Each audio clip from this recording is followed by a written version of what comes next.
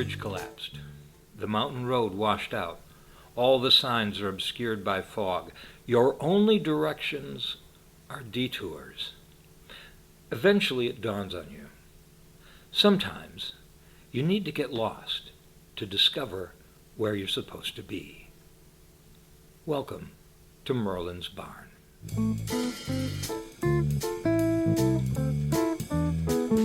Welcome to another episode of Merlin's Barn, broadcasting to you once again live from the livestock office of the old Dixon stable in Littlestown, PA. Again, you have Merlin and you have Matt.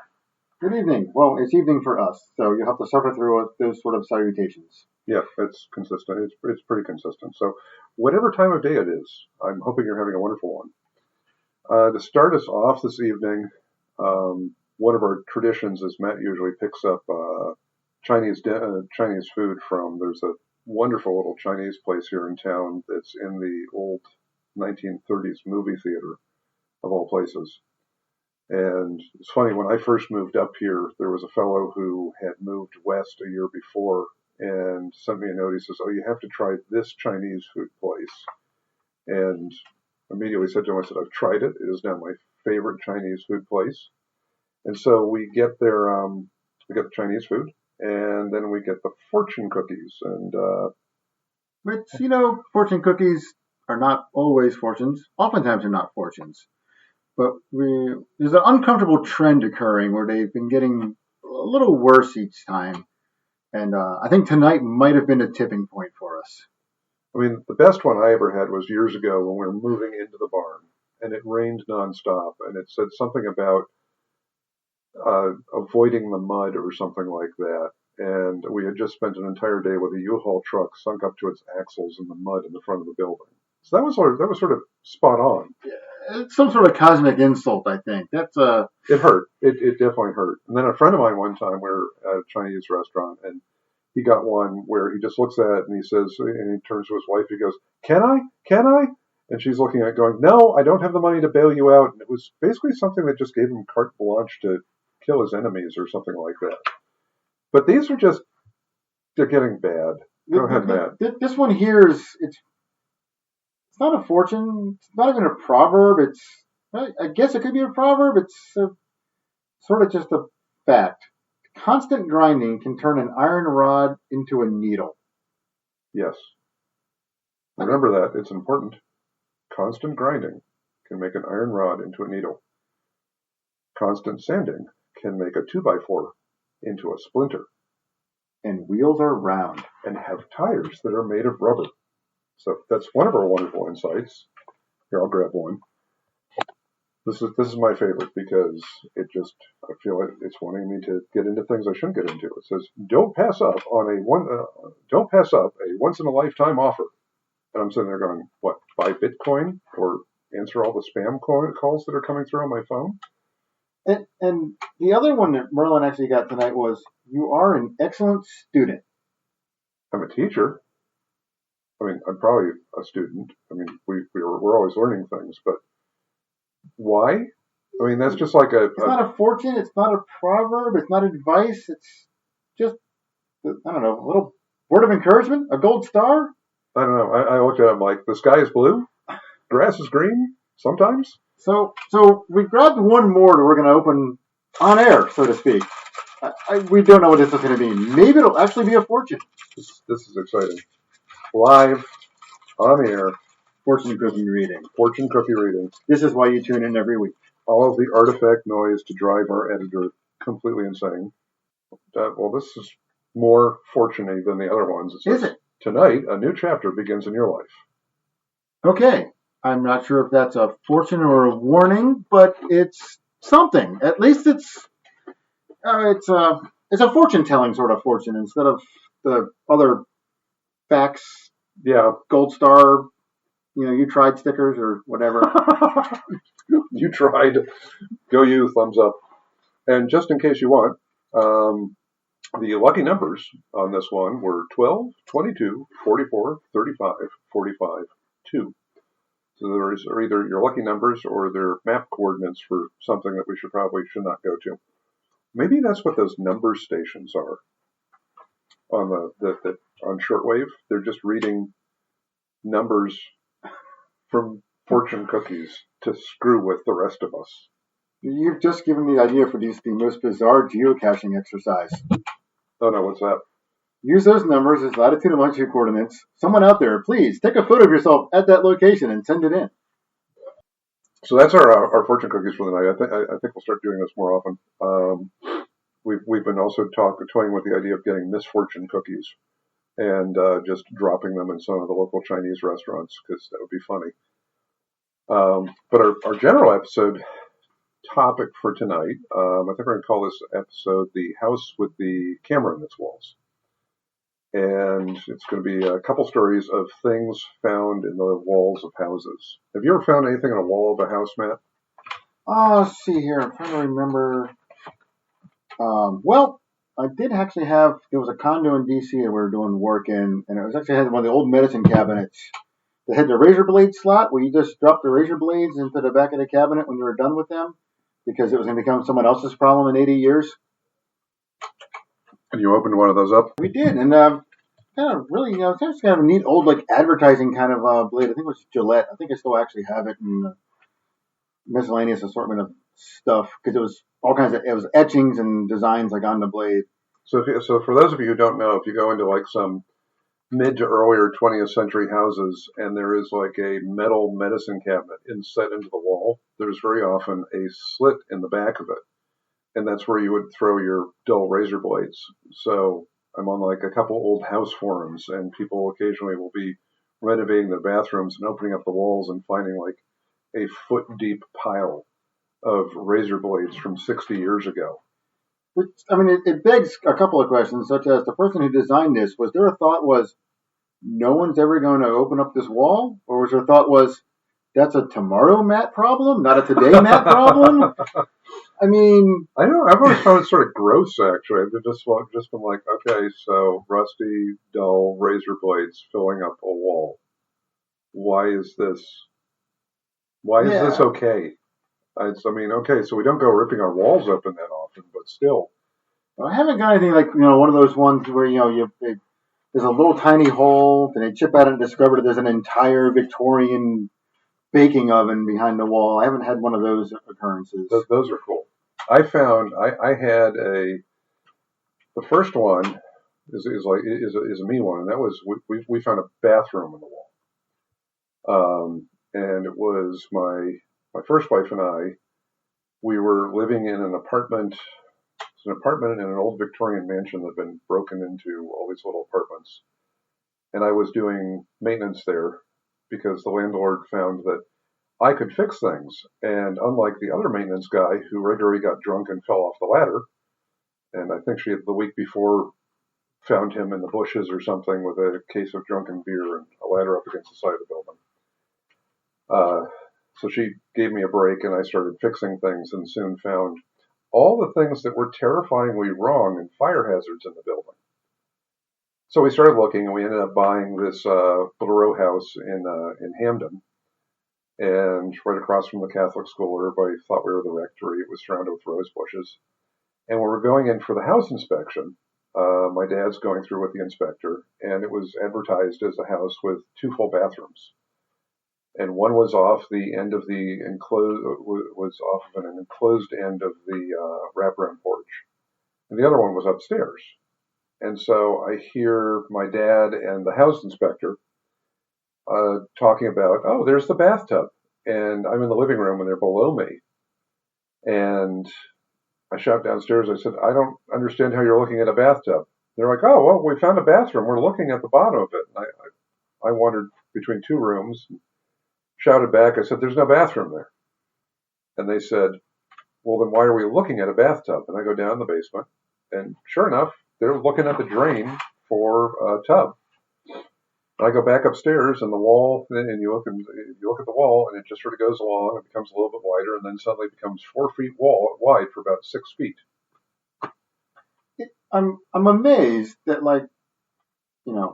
in this day and age, when the dollar value of each square foot of a home, especially like in an urban area, somewhere like in Baltimore, Hamden, it's like that you would have any inch not in use. Never mind for whatever reason, just wall off a room. Yeah. So it took a couple of years for me to get to it, because I guess the Victorian front parlor, at some point had been this little studio apartment, and it had a bathroom, and then I think the kitchen had been in the old glassed-in sunroom, and then they decided they didn't want that anymore. So what they did was they threw a wall up over the bathtub, and before they did that, they threw the sink and the toilet in there, and then just put plywood over the floor where the holes have been. So a couple of years after we moved in, I finally had a nice painting hanging up on the wall, and I took it down and took a drywall saw, just cut a little 6-inch hole in the wall, and looked in with a mirror, and sure enough, there's the sink, there's the toilet, Wow. there's the bathtub. Yeah. The painting does remind me. I used to do residential heating and air conditioning, and we had a fairly new house, and it was a multi-zone system that had multiple thermostats, and we could not locate the one thermostat. Looked around. Going through the attic and following the thermostat wires and see the wall that goes down. But okay, find that room. It's a kid's bedroom. There's a clown painting hanging on the wall. No. And it's actually screwed to the wall. We had to get out like a screwdriver and unscrew the painting from the wall, and behind it was the thermostat. Why? I don't know. I don't know why a clown, and I don't know why the painting was screwed to the wall, and I don't know why the thermostat was in the kid's bedroom. There was so many questions, but we left the painting sitting on the floor and had access to the thermostat, and we turned the air conditioning down for the upstairs, and they were happy with that. After that, I don't know where the clown painting went. I think that was the only time I went to that house. I'm very upset by the fact that not only was there a clown painting on the wall, but it was screwed to the wall. That's not right. There's something wrong there. Yeah, it was really bizarre. And I don't think I ever went back actually to that one. So. It's like, no, that's the clown house. The clowns will eat us. Yeah.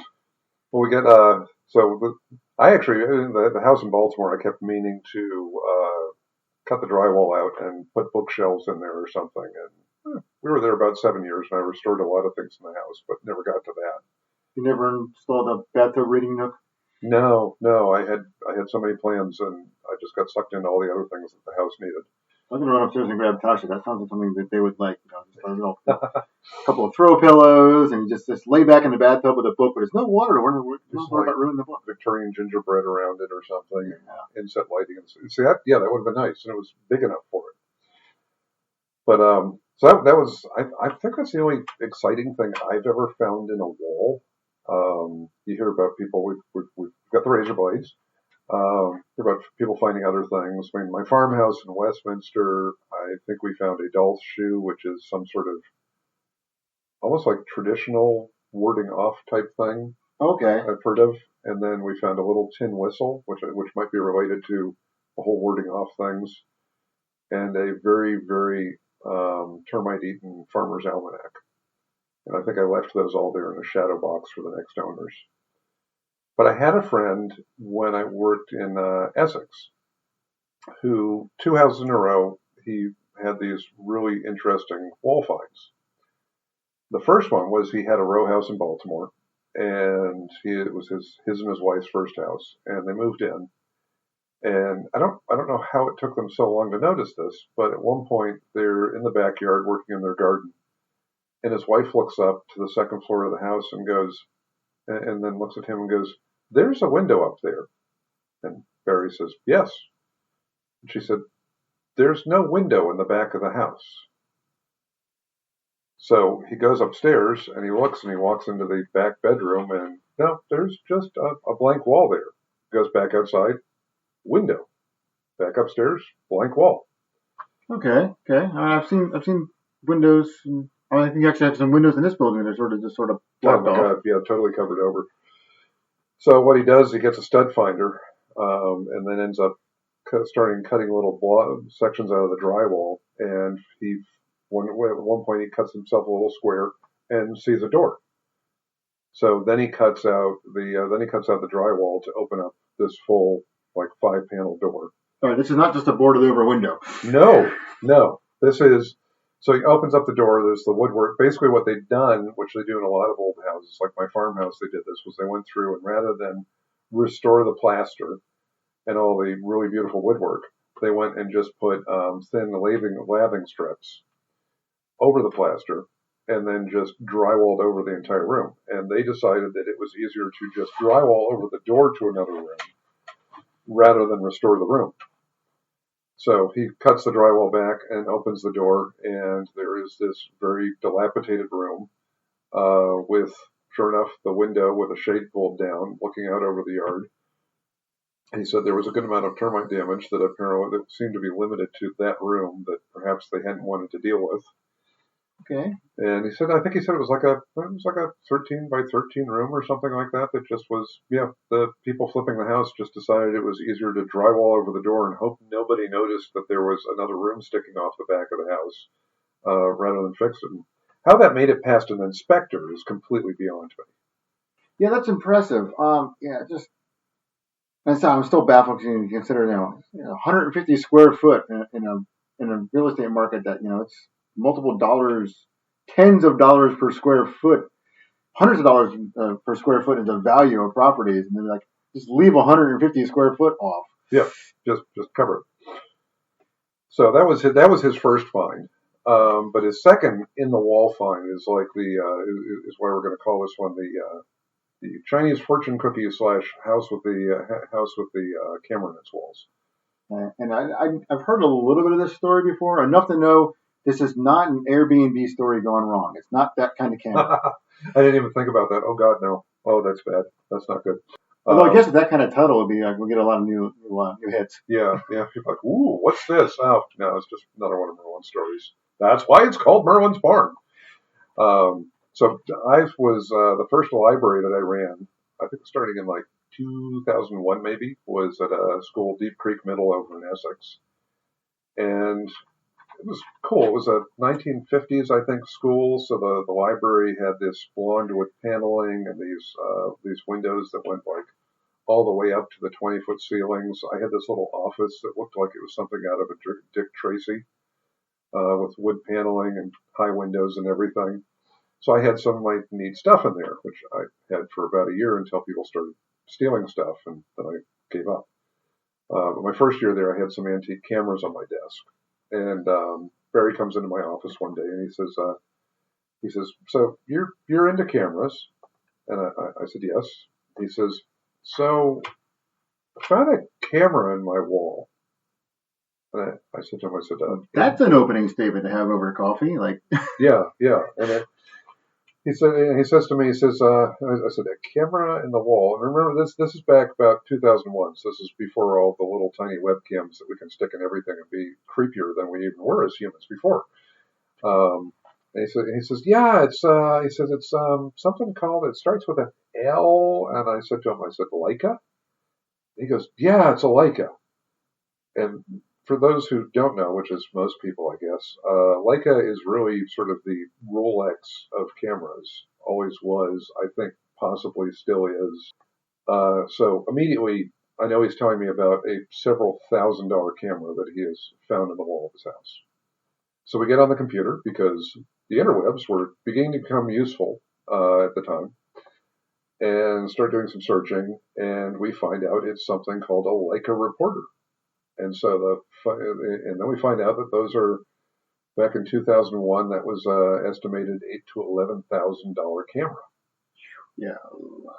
Yeah. So he brings it in. He's blown away. He brings it into school the following day, and we look up the serial number and find out it's from 1938. But the interesting thing we find is it also has a roll of film that's been shot in it. So we're looking at this, and I wound back the film, and it's a metal 35 millimeter case that I'm looking at going, this could be maybe like 60s or something like that.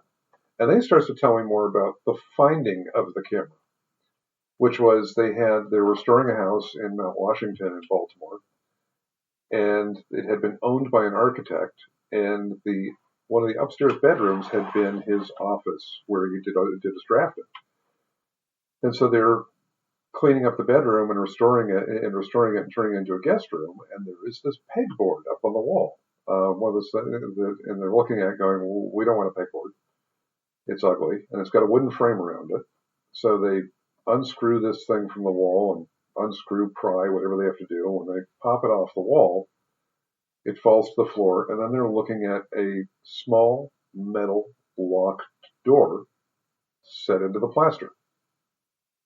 Okay, we got a wall safe sort of Yeah, so situation going on. they're staring at that, and then they look at the back of the pegboard, and sitting in the frame, because the tape had given up many, many years ago, so this is a key that's in this yellowed remains of early Scotch tape or something, and they unlock the door in the wall, and they reach into the wall, and they put a flashlight in there, and it basically accessed a ledge that was created by the chimney stepping up.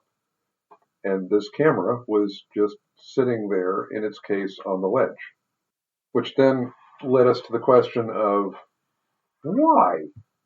I mean, even in the 60s, this was still an expensive camera. It was an expensive camera in 1938. It stayed an expensive camera. It continued to be an expensive camera in 2001. Why would you take a camera that you could buy a car with and lock it into the wall?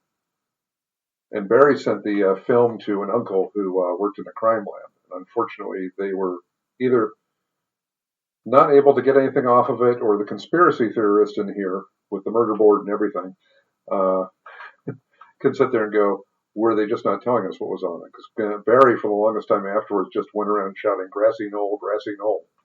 Well, I mean, if you got a camera that's locked up and there's film on it from decades ago, all kinds of conspiratorial stories come to mind. Yeah, it's like Jimmy Hoffa, or is like so it's a blackmail situation. So what we decided to do is he's just like, well, I was going to put a new kitchen in. So he says, if you want to sell it to me, sell it for me, he says, I'll give you 10%. I'm like, okay, that's fantastic. So I put it up on eBay. And then it just gets weirder, as in the guy we sold it to.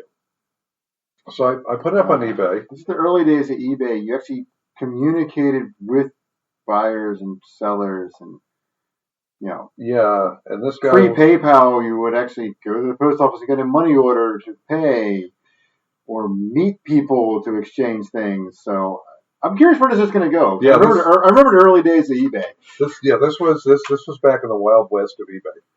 And so it gets bid up to, I think it was like $9,800 or something, and and then ends there. And I'm looking at, I'd had my eBay account for a couple years at that point. I'm looking at the buyers, and the one guy who keeps bidding it up, all he bought were women's shoes. Pages and pages of really expensive women's shoes. Not a single camera in there. So I'm sitting there going, why? What? Why? Okay. And he wins. And at the same time, I think within an hour of that, he won another pair of women's shoes. So he wins, and I get a hold of him, and it takes a couple days for him to get back to me. And I said to him, we're going to need a bank check. So he sends me, so he says, okay, I'll be sending you a bank check. And so I get a letter, I get an envelope in the mail a week later that has a bank check from a bank I've never heard of, somewhere in the middle of absolute Lovecraftian nowhere in New England. And not even a real address to mail it to. It's sort of a description of where in this town to leave the box. Hey, a $10,000 camera and leave it on Fred Rogers' stoop, like. Yeah, it was literally almost along those lines of pass these mailboxes, take a left here, go up here, leave the box here. So I was completely uncomfortable with everything. Take the check to the bank, and the bank is sitting there going, well, it may be a bank check, but we've never heard of this bank. So a day later, he's sending me notes going, I got an email from him going, is it on its way? And I'm sitting there going, no, because the bank doesn't recognize your bank. We'll let the bank process this before we. Yeah, and he's getting upset at that point. I said to him, by the way, do you have an actual address I can send this to? And he goes, no. He says, he goes, the postman will see that, know where to take it. He says, it's got a zip code, that's all you need. And so about 3 days later, actually, I think it was Provident Bank, cashes the check. and I send him the camera. And the last thing I ever heard from him was his just review on eBay, where he puts up, "Providence, stupid bank be damned. I got my camera. It's rather nice." And then that was it. Okay. So that's the house with the camera in its wall, Jimmy Hoffa, grassy knoll, whatever you can think of, and the man who only bought shoes. Yeah, that's a different one. In that same kind of time period, I sold a rather rare Coleman white gas lantern to Japan, Of all places. Yeah. which looked really odd. And then at the time you could see everything that people bought, and this guy in Japan must have had a lot of money because he was spending thousands and thousands of dollars a month on vintage American camping gear. Huh. That's very cool. Yep. Well, we've got a lot of nice land out in the mountains and stuff. And there's all this, it was all this, Coleman and like Abercrombie and Fitch, like vintage gear and all that. It's like, okay. I think the weirdest big order I've heard from Japan, maybe it wasn't really weird, was there's a fellow named Darcy Miller in Australia. And in vintage Jeep land, he's like... The MV Spares guy? Yeah. Okay, I thought I recognized the name. Yeah, he owns the best electrical. He makes the best electrical components. His name is on several of the books about the vintage Jeeps.